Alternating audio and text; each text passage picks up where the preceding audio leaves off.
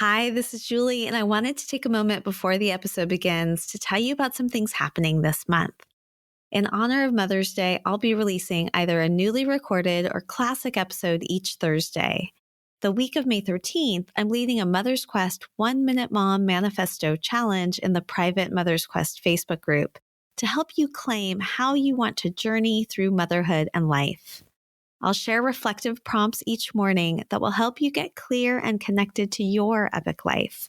And we'll be joined by inspiring members of the Mother's Quest community who will share their 1-Minute Mom manifestos live in the group to get your creative juices flowing. I have a vision one day for the creation of 1 million 1-Minute Mom manifestos, and I'm excited to start working toward that big vision with small actions this month. Because, as you'll learn from my guest today, Ann Devereaux Mills, small actions can have powerful cascades of impact. Now, on to the show.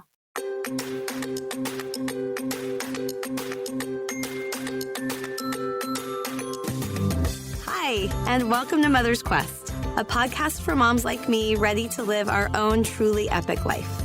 I'm Julie Neal, a life and leadership coach, community builder, writer, and mom to 2 high-energy boys who challenge me to grow into my best self. I'll be right there. Where was I? In the months leading up to a big milestone birthday, I decided it was time to stop sidelining my dreams and realize that I'm the hero of my own journey. I knew I didn't want to do it alone, so I created this podcast to learn from other moms on their own quest, so their words of wisdom and lessons learned could help light the way for mine. I created this podcast for myself. Come along with me, and you'll find some treasures of your own.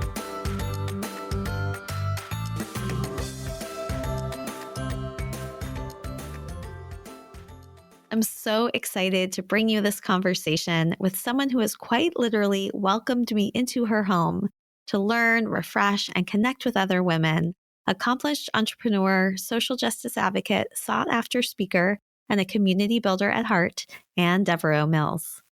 Capping a 25-year career as one of the most influential women in the advertising industry, in 2012, Ann founded Parlay House, a now international salon-style gathering of over 4,000 women who meet to pull each other forward through a combination of shared experiences, meaningful content, and peer-to-peer connections. In addition, alongside raising her 2 daughters as a single mother, becoming a sponsor to a young woman from Cambodia, and then a stepmother to 2 stepsons, Ann has achieved some remarkable things. She's been a mentor for She Can, an organization supporting and grooming the next generation of female world leaders coming from post-genocide countries, and served as the director of Stanford University's Healthy Body Image programs.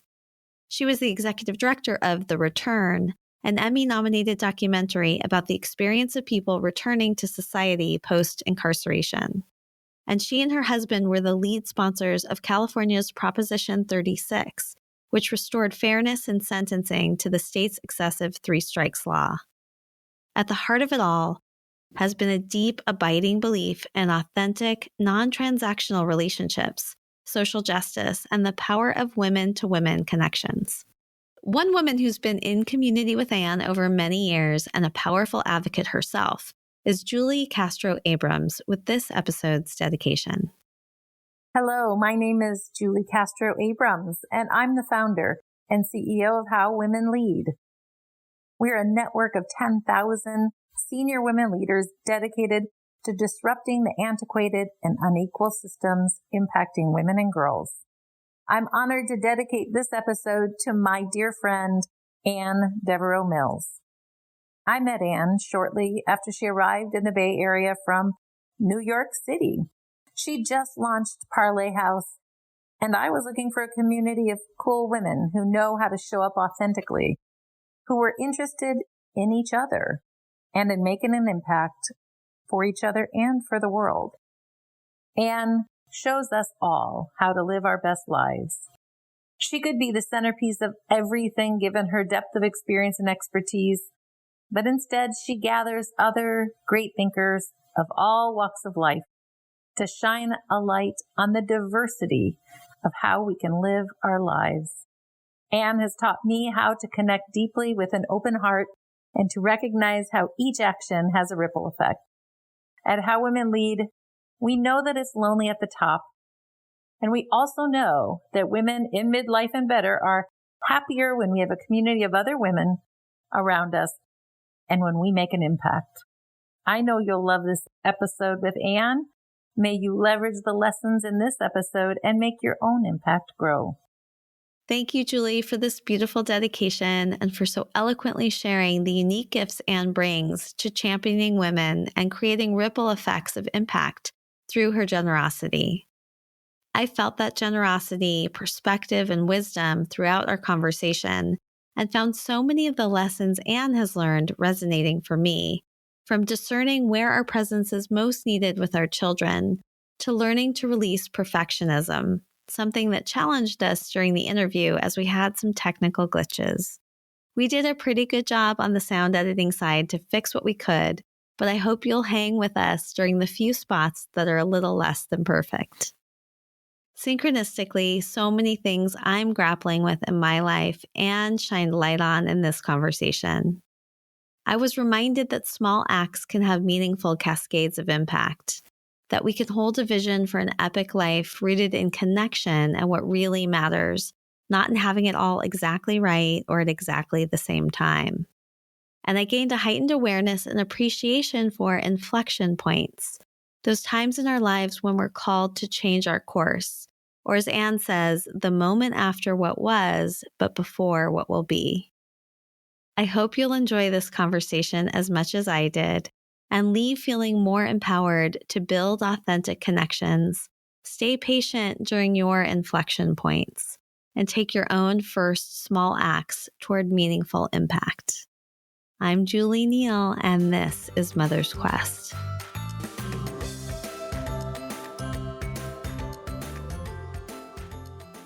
And welcome to the Mother's Quest podcast. You are among one of my first interviews in this season 4, and I've been really looking forward to this time with you. Thank you for being here. Thank you so much for having me. This is going to be a fun conversation. I am going to jump into my first question that I ask all my guests. But before I do that, I love to frame how and why I have you here with us today. This podcast has been an incredible opportunity for me to find guides who I think can shine a light on what I want to learn.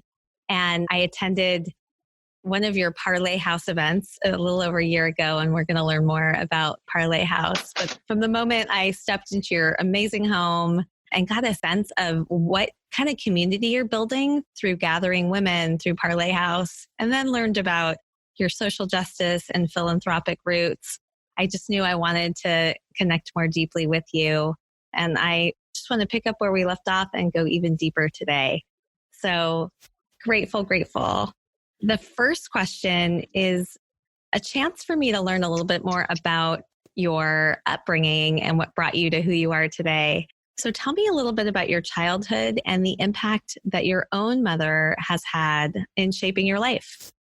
Absolutely. So I am one of 3 daughters and the daughter of an incredibly vivacious and strong and creative mom who continues to this day. You know, I just celebrated my 57th birthday last weekend, and my mom is thriving and healthy and walks and, plays tennis. And, she's just an incredibly active 80-something-year-old woman who, with my dad, raised all 3 girls to believe that we were capable of doing and had the freedom to do whatever we felt we were capable of doing. And so that included, joining clubs or performing or doing sports, but it also included things that in this day and age might be shocking or rarely heard of. For example, on the day that I got my driver's license on my 16th birthday, I barely passed. I was a terrible parallel parker at the time, but got my license, and glowing, I came home and my parents said, "Great, what are you going to do?" And I said, "Well, I want to drive to Canada for the weekend, and I want to take Rachel and Susie with me." Now, Rachel and Susie were my 14 and 8-year-old sisters, and we lived in Seattle, and this was literally an unexperienced driver going to an unfamiliar country with 2 younger siblings for the weekend. And they said, okay. And so we did. And these are days before cell phones and certainly the Wow. days before border security. But what it said to us all was, if you dream it, you can do it. And it was very, very freeing. But it was also, I think I was the only kid that would say to my parents, don't I need a curfew? Don't you care when I'm going to be home? And they said, no, if anything happens that's terrible, we're going to hear about it, but we trust you. And we know if you have a problem, you'll call us and we're your backup, but you go and enjoy your life. We're not worried because you use good judgment. So it was sort of reverse psychology of, we know you're not going to do anything really terrible and therefore we trust you. And it worked.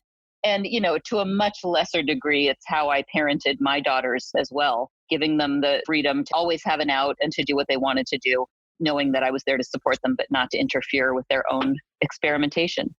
As I was reading about your bio and all the things you've done, this sense of freedom and experimentation is so evident in your life. So it really is amazing to hear how the seeds for that were planted. Before I even knew it. Yeah. Yeah. I have to say, you and I are Facebook friends, and you recently posted a photo of your mother that really struck me. So I'm so glad to be learning a little bit more about her today. I don't know exactly what was happening, but she had the most incredible spark in her eye. And I did think to myself, this woman is still fully living life 100%. Oh, completely. I think the picture that you're referring to was at the engagement party for my oldest daughter, thrown by our super fun and vivacious younger daughter, who had this idea, and I guess it's a thing, I just didn't know it was a thing, that a game for a bridal shower can include making a wedding dress for the bride and other brides in sort of a competitive competition made out of toilet paper. So we had my mom, who's in her 80s, and the bride, who's this gorgeous, vivacious soul, and then a niece who's younger and was up for the challenge. And the teams were all given a few minutes to create a wedding dress out of toilet paper. But my mother, who's hugely competitive, sort of said, well, this dress is going to look a lot better. You're designing it strapless. It's going to look a lot better if I don't have my clothes on. And so she just, in our kitchen at the bridal shower, just took off her clothes. And so the joy that you're seeing is her wrapped in a strapless toilet paper gown, in a group of highly diverse range of women who are just having a good time celebrating other women. Wow. And that's my mom. That does bring a whole new level to that photo for me. It does. I love it. Well, the next thing I want to ask you about relates to this idea of experimentation and your life path. Several years ago, when I created Mother's Quest, I decided that I wanted to live what I now call my epic life. And it's really this idea that we all have the opportunity to say yes to becoming the author of our story and to filling our life with the adventures and the experiences and the things that matter most to us. I'd love to hear if this idea of living an epic life, how and whether it resonates for you. And if so, what you feel like you have been on a quest on in your life. It's an interesting question because in some ways, living an epic life implies that you have control over everything. And I think for those of us that are high achievers, recognizing that you don't have control over very important things is crucial. And I didn't realize it early enough. I was a very high achieving, multiple time CEO who, when my kids were, not much older than 10, became a single mom to get out of a very bad marriage situation. And so I was sort of doing it all and really trying to live a perfect life rather than an epic life based on the cards that I was dealt. And that quest for perfection sort of unconsciously, I was trying to be everything for my kids and show them that I had strength and, not make them afraid because I've been a multiple time cancer patient and needed them to know that their support system was there and they were safe. And an outsider might say it looked like an epic life, but the reality was it was incredibly draining. I didn't have comfortable personal outlets for failure, either for myself or among others, because I was a woman in a man's world from a leadership standpoint, and I was a single mom who are giving kids confidence from a maternal standpoint. And, a dedicated daughter who, was probably already scaring my parents by some of the choices that I made and, needed for them to feel everything was all right. So I think I've only begun to live sort of a freer and more epic life after my life fell apart.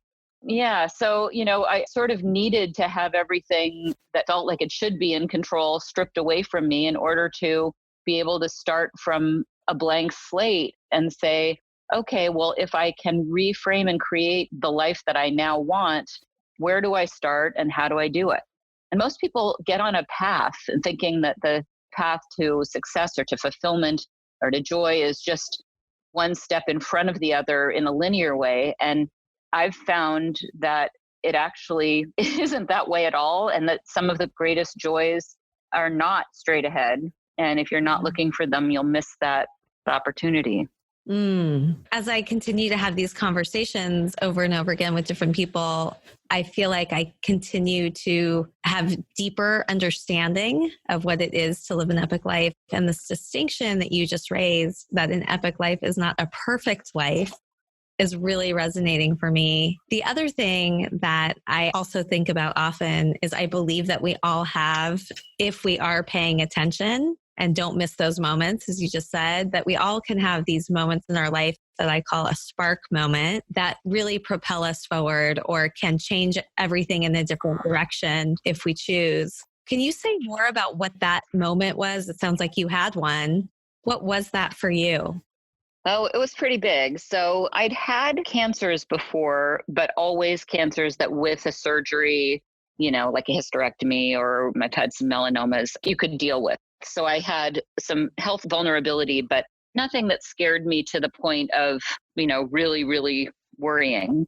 And it was 2009. Instead of starting an advertising agency and building it myself, which is what I've done historically, I was running a turnaround. And that's a very different place emotionally because you're sort of downsizing and you're getting rid of people who might not be part of the agency's future. And it can be a very difficult situation. And truthfully, it wasn't my sweet spot because I'm much more of a builder, but I was still giving it my all as I had always done for this company, built 4 advertising agencies for them before. And since my kids were getting older at this time, I also had found a little bit of free time to do something a little more philanthropic. And I joined a team of people who were building a school in Uganda for a group of kids who had nothing. These are orphans to AIDS or malaria. These are kids who didn't have, family members and shoes and food and anything. And we decided to build a holistic school that helped them get not only education, but healthcare and nutrition and domestic violence counseling and all of those important things. I had gone to check in on it for the summer, and my oldest daughter was there teaching English and math for the summer. And I got a call from the oncologist that I visited all the time after my last surgery. They would just, do little checkups, do little biopsies. Nothing was ever a big deal. But he called me and I could hear through this terrible phone connection in Uganda that it wasn't the nurse, it was him. And he said, bad news, the cancer spread. We've got to do some pretty significant surgery. And, you need to come in. And so, I couldn't lose it all. I couldn't just fall apart. One daughter was there. The other daughter was home in the States. I still had obligations and I still had a company to run. So I flew home and I went to my boss and said, I'm going to need to take a couple weeks off, but I've gotten through this before. I will get through it again. And he said, don't hate me for this, but I'm going to have someone else run the company. And in that moment, wow, I lost my health, my job, and my last child was going to college. So my definition in my community as, a single mom was changing. And so that was like a huge inflection point. And the only consistent piece to that was that I had been dating this wonderful guy, long distance. He lived in California. I lived in New York. And, he came out to be with me in the surgery and help support me in this really devastating time. And instead of I had talked a minute ago about assuming that your life trajectory is straight ahead. I had just assumed I would have the surgery and go run a different agency and just do the same thing over and over. And he said, well, why don't you think about moving to California? And I didn't know anyone in San Francisco. I literally didn't know one person, but I had been from Seattle. I had West Coast familiarity. And there was just something very appealing about not doing the same thing over and over that was clearly taxing me on a number of levels. And so that was my inflection point where at, 50 years old, I stopped the presses and said, okay, if I'm not going to do the same thing I've always done, what do I care about? What am I missing? And what do I do? How long ago was this now? Well, by the time I moved out here, it was 2010. Okay. So it's almost a decade later. Yeah. How has your life changed? It's dramatic. The thing that was shocking to me, having been in the work world where I had great relationships with people and having worked with thousands of people over my career, is when I got sick, the number of those people from that world who were really there for me, you could count on one hand. I had a few girlfriends who were super supportive. And of course, my family from a distance was very supportive. But all of those people where the relationship was defined by work, I realized had been purely transactional relationships. And when I had nothing else to give, I didn't matter anymore. I didn't matter enough for them to make a personal effort. That was shocking to me. And so one of the things that I thought of when I started figuring out what new life I wanted was authentic relationships. And so I moved out here to San Francisco, and I have a lovely home, which I guess you've been to, and a beautiful view of Marin and, kind of angelic view. And I was thinking, oh my God, I need to have someone over for a glass of wine. Oh, I don't know anyone here. I don't have any friends, And so when you think about how do I build friendships, I did not want to repeat the mistake that I'd made, weighing everything so heavily on these transactional relationships. And I was lucky enough to have been a fellow of the Aspen Institute, a Henry Crown Fellow, earlier in my career. And that was a 2-year period where, through a series of gatherings with 19 other classmates, high-performing people would get together and read literature and prompts and poetry or hear music and use those shared experiences to then delve into much more deep and connected and trusting conversations. And those were the conversations that I was missing. So that parental upbringing of experimentation and freedom to try things served me well 50 years later, when I decided to just see what would happen if I invited a few friends of friends over to my house and we shared some common conversation. And that was the birth of an organism that's now huge and international called Parlay House. And the idea was getting a group of people who are not in the same bubble, who are not in the same age group, who represented diverse life experiences, both in terms of they were born into and in terms of what they chose to do, and bring them together not to talk about what we do, to talk about what we care about, what we experience, what we need, what we feel, what we hear and see. And who knew that need for connection and my desire for intimate and authentic conversation with a diverse range of women was actually an unmet need for many, many women, because my little gathering of 15 people and into 30 people, and in San Francisco, it's in the thousands. We're in New York now as well. We just launched in London, and this weekend we launched Los Angeles.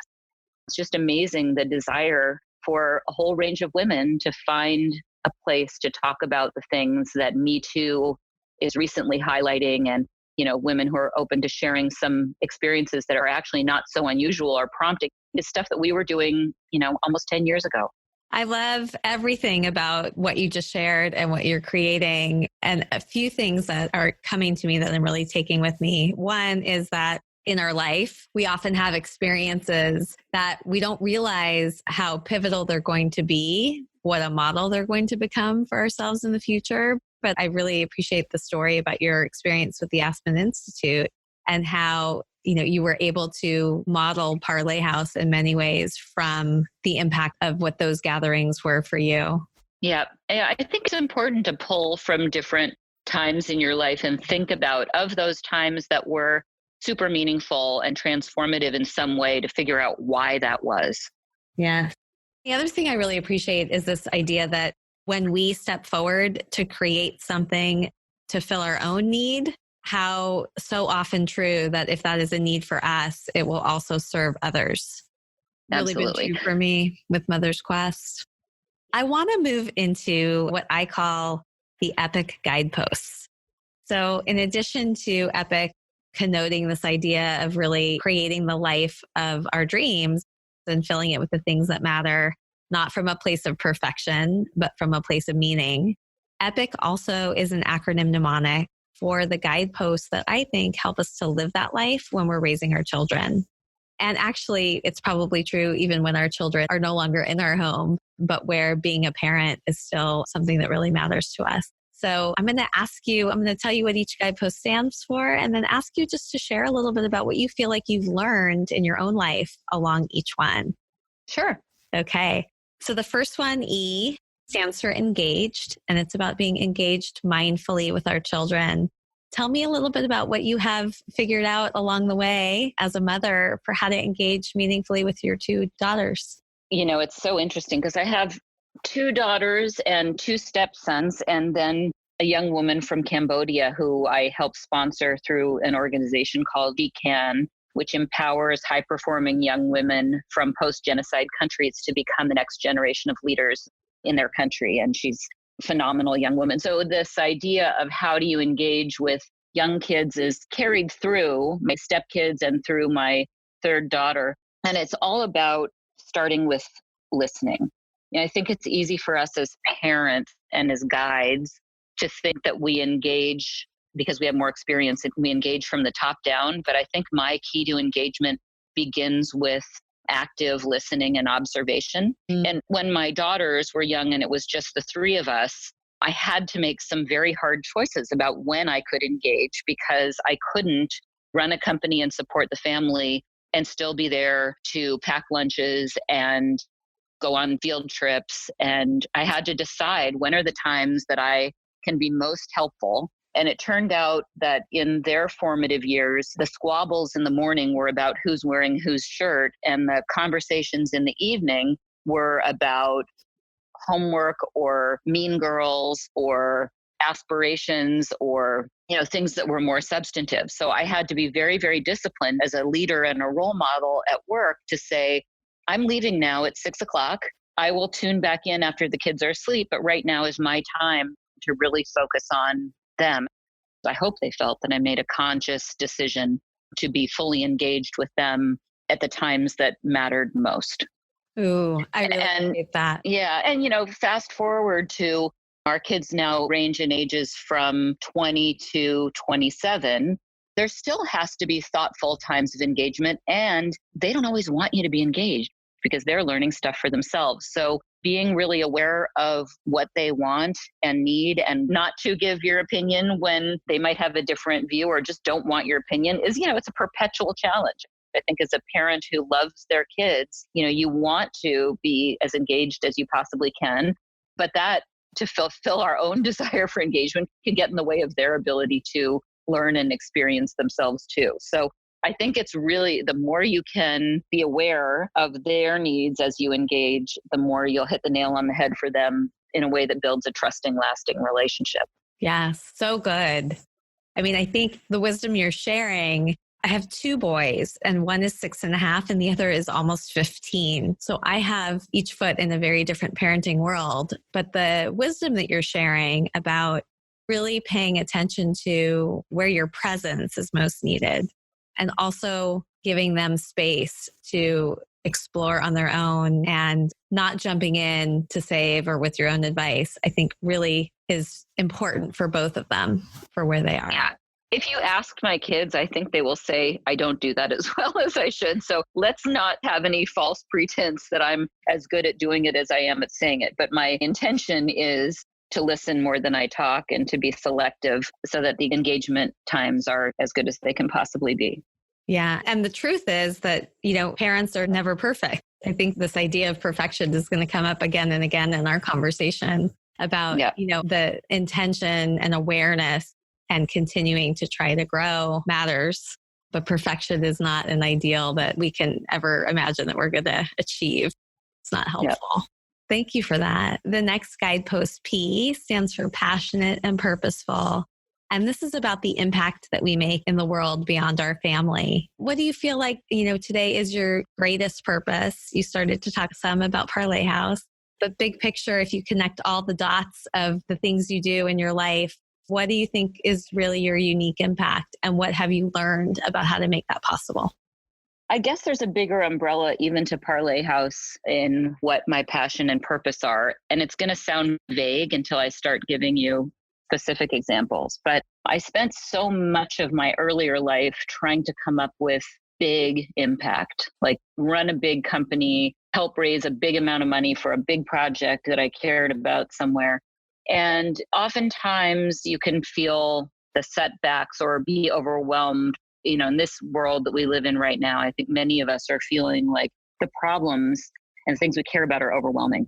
So my passion is really about certain channels where I'm most interested in, and they are about connecting and lifting women is one and social justice as another. But it's about the small but continuous actions we can take that are one small thing at a time that can create a cascade of change for others.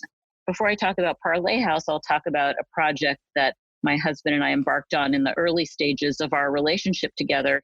He's a law professor at Stanford and a very passionate social justice activist who has supported the NAACP Legal Defense Fund as its chairman for many years. And, he just inspires me so much. And he had been working on prison reform, which plagues California as well as our nation, and looking at what little changes he could make with his knowledge that would create a cascade for others. And we were talking about the 3 strikes law in California, which as a result of a specific horrific event became one of the most punitive 3 strikes laws in the country, requiring that anyone who had 2 prior felonies, regardless of what their 3rd charge was, to be given a sentence of life in prison. And you had people who might have done stuff as, sort of teenagers in tough situations or have, a history of mental illness, and they would steal a piece of pizza, write a bad check, get into a fight, do something. And the law said, you're gone. Wow. Your life is taken away. You're here forever. And he really felt that we have to protect society. You can't just not punish people for things that they do, and you have to keep us protected from people who are truly dangerous. But we have a huge number of people who are spending lives in prison away from families that really need our help on other levels and have served so much time already for a tiny crime that it was unjust. So we set out to sponsor Proposition 36, which changed the 3 strikes law to require that 3rd offense be serious and violent, because that does warrant, real penalty. And, I've never been on a political campaign of that sort, but it's to not only pass among Democrats and Republicans with 70% of the vote, but it changed conversation from penalization to fairness. What as a society do we believe in that's fair? That was a very small change in society. That was one tiny amendment, one proposition that changed how the legal system implemented itself. And was incredibly effective because it not only retroactively get sentences reconsidered for 3,000 people in the state of California who had been sentenced so severely, but then it set the tone for anybody in the future who is going in to have their sentences be much more proportionate to the crimes committed. So that felt great. That was a very small change in our prison system that actually started a cascade of other changes that went all the way up to the Obama White House at the time. That was a big eye-opener for me to realize through my husband and his work and my ability to support that work, how a relatively small action can create such meaningful cascades for others. And, I've since, with the launch of Parlay House, the model, there's nothing exclusionary about us. There's no membership application. It's all about one woman's enjoyment of her experience and connection and meaning on some level. And the fact that she then sees another woman who she thinks might benefit in some way from that same exposure, from that same experience, and she chooses to bring her forward to an event. And, the 15 women in my living room who are now part of a 4,000 person, 4-city global organization is a testament to what each of us has the capacity to do in very small increments that don't feel overwhelming, that feel very doable, that build on something familiar. And so that's a very long answer to your question about passion, but I think my passion is to make us all comfortable in each of our ability to do something small that creates some meaning for the next person. Yeah. First of all, thank you for doing that. I have been over the last year or two learning much more about anti-racism and our criminal justice system and police brutality, and have also been figuring out what are the little steps that I can take. And I know, in the criminal justice system, I haven't delved deeply there, but I know that it's really interconnected to everything. So I'm so grateful for that change that you did make and your leadership there. The other thing that's coming up for me is that I don't know if you saw that I had interviewed Trayvon Martin's mother. I did. Sabrina Fulton. I did. Alongside that episode, I also launched a GoFundMe campaign to raise $15,000 to send 10 mothers to Sabrina's Circle of Mothers retreat. This is an event that she created to support mothers who have lost a child to gun violence. And it was really so that she could provide the kind of support that she knew she needed or would have wanted when Trayvon was killed. And it's really incredible what we've done, but we haven't yet hit that $15,000 goal. And I was literally thinking this morning that rather than holding a sense of disappointment, I think I had these hopes that maybe like, oh, it's going to blow up and the campaign will be viral and we'll raise hundreds of thousands of dollars. And instead, as the weeks have unfolded, I feel like I've been coming to much more understanding of, what I did in my own circle with like mothers and friends of mine contributing what they can, sharing with somebody they know, having 2 or 3 of their friends make small donations, that we are going to send mothers to this event who otherwise wouldn't be there, and that we're all realizing that we are the ones we've been waiting for. I just feel like it's a constant unfolding of this realization that impact can be small. Amazing. And part of an ongoing unfolding process of more and more ripples of impact. Completely agree. Really settling into that. The next guidepost is I, and it stands for invested in ourselves. And this is, all of the things that bring you joy, committing to your own growth and learning, your own self-care and your health. What are the ways that you've learned to invest in yourself? It's funny because I'm super intense and competitive and athletic. And one of the lessons I learned the hard way when I pushed myself so hard all of those years was that not doing something is sometimes as good for you as doing things all the time. So my tendency is to work out 7 days a week and I haven't eaten meat since 1980. And, I take really good care of myself and I try to sleep and, probably drink a glass or two too much scotch every now and then, but really live a very healthy life. I have had to, for the best self-care, dial back the intensity a little bit because literally as you get older, your body just wears out parts of you. I have a new knee and, my feet through years of running and soccer and skiing and whatever are just not what they used to be. And so, my self-care has to be focused on listening to myself, both emotionally and physically. Sometimes I'm so wound up that a workout is the only way I'm going to be a normal human. And sometimes I'm tired enough that giving myself permission to not go out and do an hour on the elliptical is caring for myself more than doing the hour on the elliptical. And so, it's again, when we go back to that first guidepost, when I talk about sort of the importance of listening. To be a good parent, you have to sort of be aware of where that other person is coming from. I think as women and as moms, we need to look at where we personally are and what we need and give ourselves permission to care in that way and not beat ourselves up because we think there's a should, whether it's a should from ourselves or a should from an outside source. What does our inner self need? Like I take a bath almost every night before I go to bed because it's my way of saying to my intense daytime self, all right, your day's done. And we're now going to bring some peaceful situation here before I go to bed. And it's a way that I sleep better. And it's just a way of my saying, I am honoring you. I am focusing on you, even if it's 5 minutes. This is something that is the transition from external to internal. And so I do that. And, I think that self-indulgence, if you would call it that, of what's the soothing thing for your body and mind, I am very conscious about doing those things. I love that. Someday, we don't have a bathtub yet, but someday a renovation that's going in and I'm going to adopt this ritual of yours for ending the day. I love it. Yeah, I would move into an ugly house with a bathtub over a beautiful house with no bathtub because that's my hierarchy of care. But everyone has their own. Right. Yeah. But I love the sentiment around, choosing what is the thing that is soothing and comforting to you and making that part of a daily practice. And then also being really aware of what is not supporting you and saying no to those things, cutting them out. Right.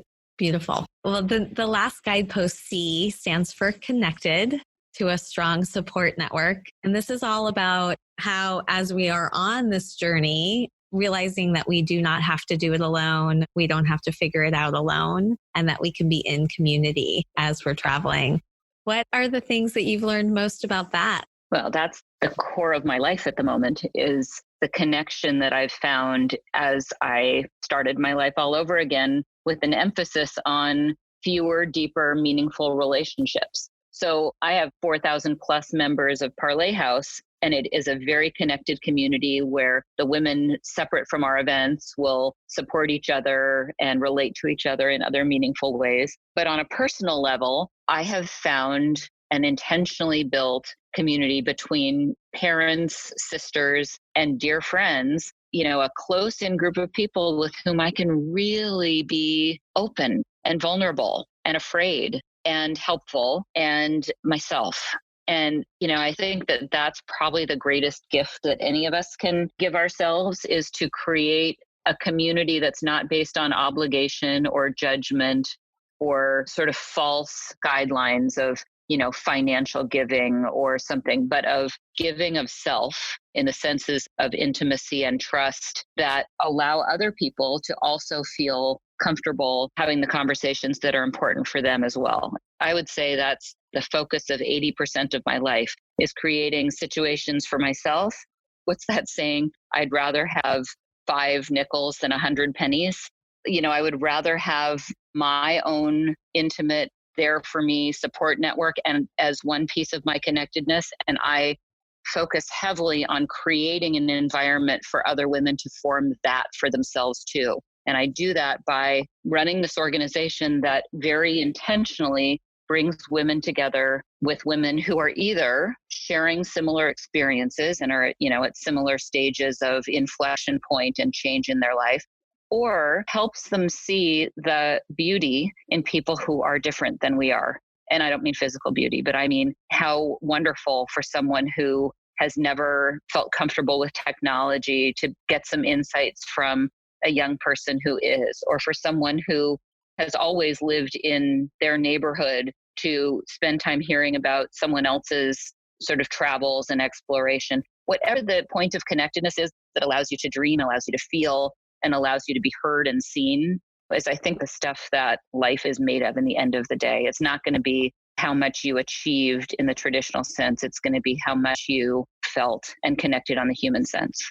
I pay attention to language a lot, and you've used this word inflection a few different times. Can you tell me what that means to you? It means a point where you're open enough to the fact there's a tipping piece that might be changing. So my inflection point was when my career and my health and my kids all kind of transitioned at one point, but you can have more subtle inflection points. It might be a relationship is ending. It might be that the kids went from being heavily reliant on you to being so independent that you feel like a little bit of a loss of function and you're not needed so much. It might be that your health has transitioned in one way or another. It might be that your connection with your community all of a sudden doesn't give you what it used to give you at a different stage in your life. Whatever that transition is, you lost your job, whatever. It's a point which I call the moment after what was, but before what will be. Yeah. And it's an opportunity to have that space to think about and be conscious and thoughtful about what the future is, rather than just assuming or moving forward. It's scary to be in that space in between was and will be, but it's crucial to maximizing our own experiences and needs, to sort of take the quiet time.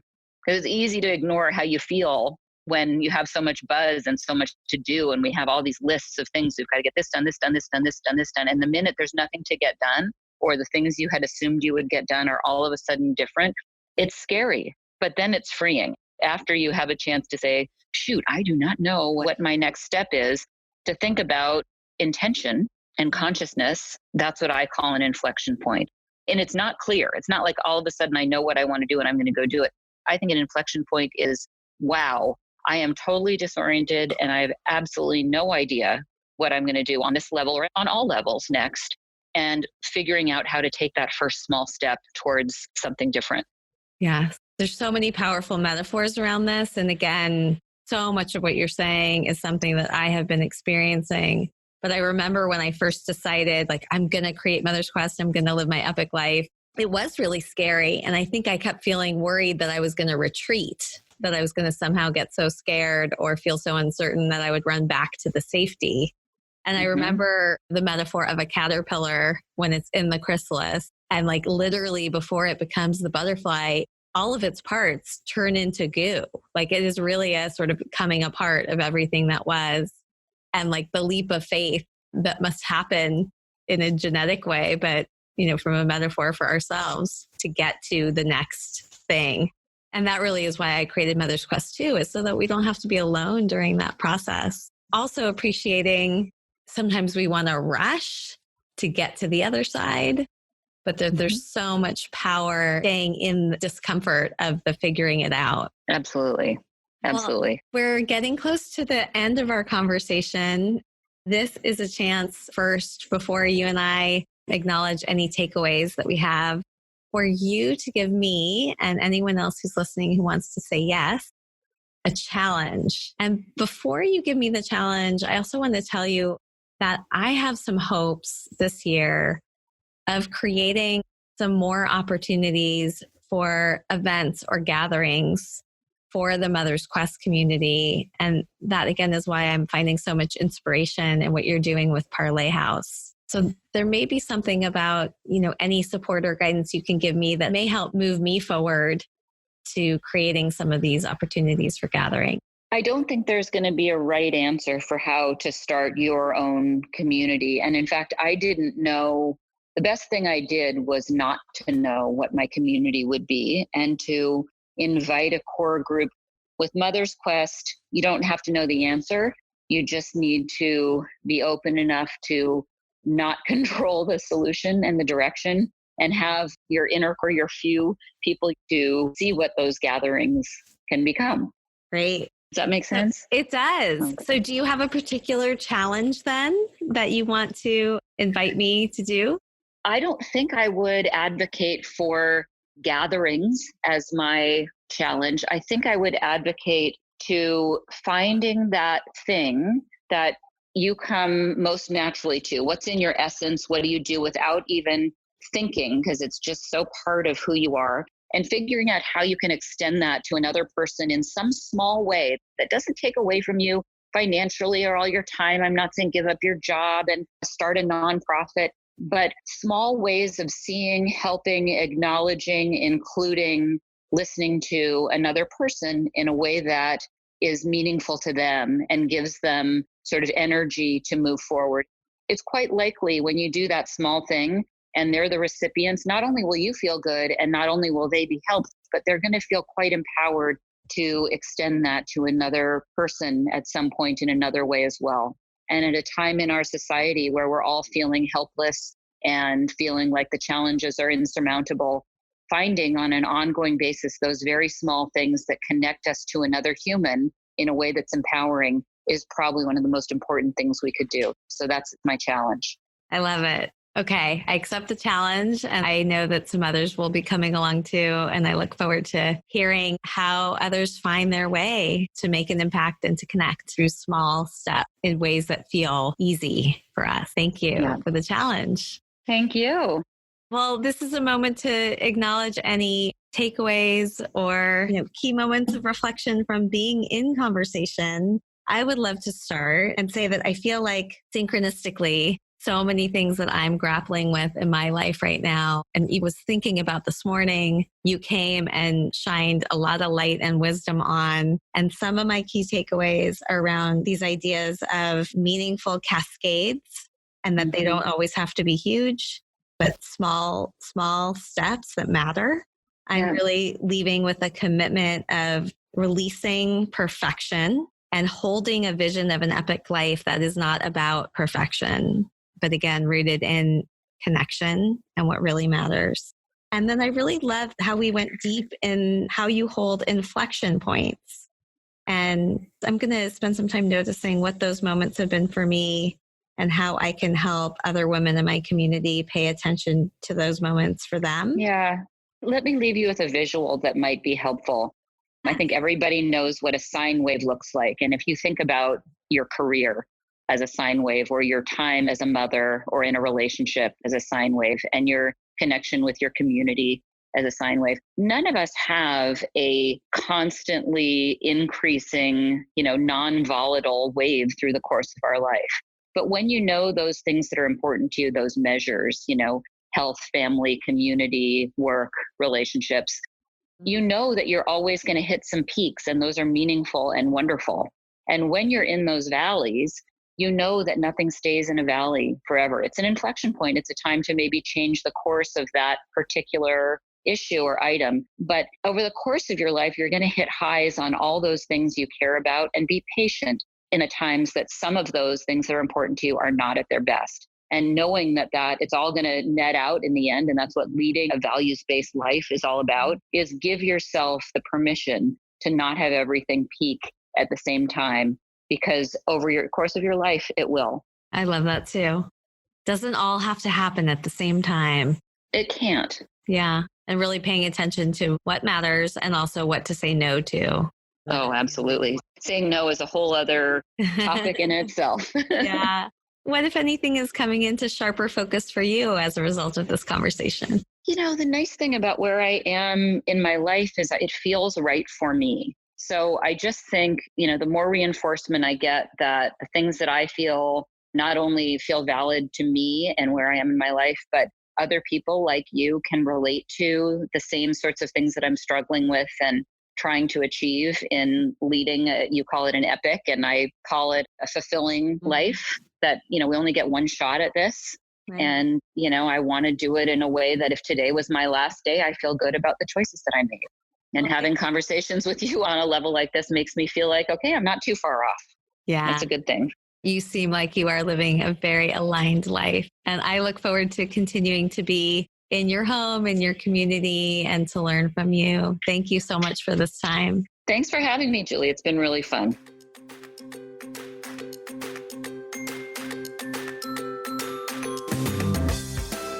Thank you so much for coming along with me on this episode of the Mother's Quest podcast. I hope this conversation sparked something that will help you live your epic life. If you'd like to get show notes and learn more about the Mother's Quest community, head over to mothersquest.com. And while you're there, I would love it if you would follow the prompts to subscribe, leave a review, and help us spread the word. I want to end with some words to help light the way on your quest. Seize the day. Love your people. Honor your gifts. Until next time.